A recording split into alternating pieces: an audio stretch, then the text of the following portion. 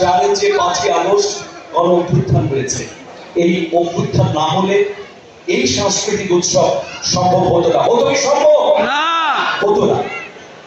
2000 ভাই বোনের রক্ত ত্যাগ, অনেক পঙ্গু ভাইয়ের আত্মদান এবং আমাদের গত 16 বছরে অবিরাম নিরন্তর প্রচেষ্টা।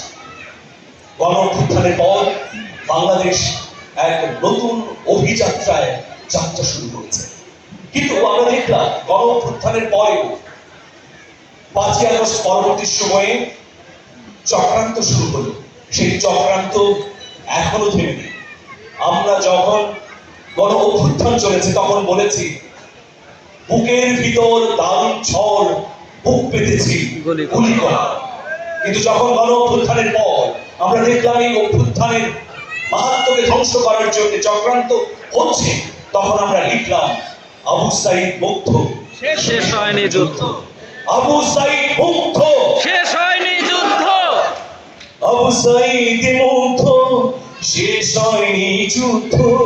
তিতুমির থেকে আমরা প্রেরণা দেয় বারবার, কত পথ পেরিয়ে রক্ত গঙ্গা মারিয়ে অবশেষে বিপ্লব আসলো।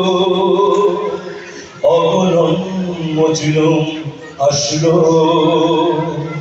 অবশেষে বিপ্লব আসলো।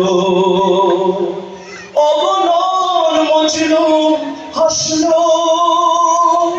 হা হা হা হা হা হা হা